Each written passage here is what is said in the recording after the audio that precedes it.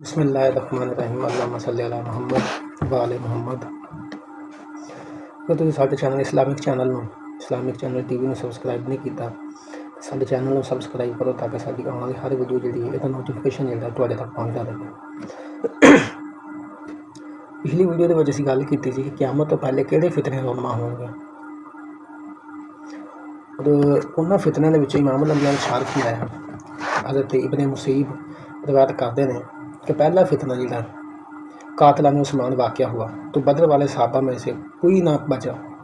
दूसरा फितना यानी हिदाब वाक़या सुलह हुदैबिया वालों में से कोई ना बचा। तीसरा फितना वाक़या हुआ तो वो ना उठा, हालांकि लोगों में कुव्वत थी।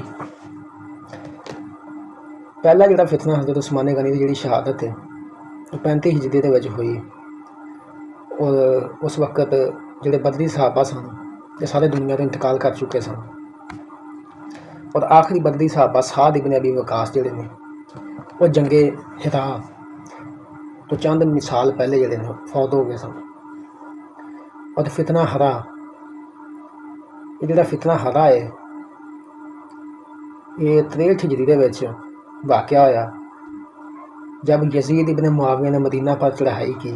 और जो यजीद इब्न मुआविया ने मदीने तो चढ़ाई की थी, इन्हें मदीने से चढ़ाई करके मदीने को नेस्तो नाबूद किया करन तो बाद फिर इन्हें मस्जिद नबी के घोड़े के खच्चर बने करन तो बाद तीसरा जो फितना इमाम अल-अंबिया ने फरमाया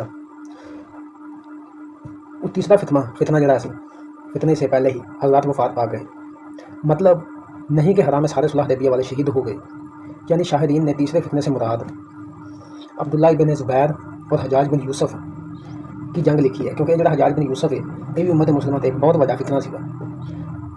इस वक्त मुसलमानों में बहुत से साहबा मौजूद थे। बाज़ ने कहा कि ये मुराद असली रकिया यानी कि यही फितना है, मगर ये दुरुस्त नहीं, ये फितना मदीना मुनव्वरा में नहीं था बल्कि आलमगीरी था। और इससे मुराद हमज़ा खारजी का फितना जो मरवान बिन मोहम्मद बिन मरवान बिन इब्न हाकम के हुक्म के ज़माना में हुआ। या के कसरा से मानी कुव्वत अकल से मुराद यहाँ ये है कि इस ज़माना में कोई सहाबी बाकी ना रहा और ज़मीन हज़रत सहाबा से खाली हो गई। दूसरी हज़रत अबू वाक़िद से रवायत करते हैं कि रसूलुल्लाह सल्लल्लाहु अलैहि वसल्लम ने इरशाद फरमाया जब ग़ज़वा हुनैन में तशरीफ़ लेकर गए तो मुशरिकों के एक दरख्त पर से गुजरे जिस पर वो अपने हथियार लटकाते थे, तो इसे ज़ातुल अनवात कहा जाता है। तो लोगों ने अर्ज़ किया या रसूलल्लाह हमारे लिए भी कोई ज़ात अनवात मुकर्रर कर दें जैसा इनका ज़ात अनवात है, यानी कि ज़ात अनवात जो तलवार टंगन वाला जो दरख्त है वो। तो रसूलुल्लाह ने फरमाया सुबहान अल्लाह, ये तो ऐसा ही हुआ जैसे मूसा अलैहिस्सलाम ने अपनी कौम से कहा कि हमारे लिए कोई माबूद मुकर्रर कर दो जैसे इनके माबूद हैं। इसकी कसम जिसके कब्ज़ा में मेरी जान है, तुम लोग अपने से पहले वालों की राह पर चलोगे। इमाम अल-अंबिया ने इरशाद फरमाया कि जिवें तुहाडे तो पहले जिहड़े ने पहलियां उम्मतां जिहड़ियां जिवें चलियां इसे तरह तुसीं भी आउण वाली जिहड़ी उम्मत है वो उन्हां राहां ते चलेगी।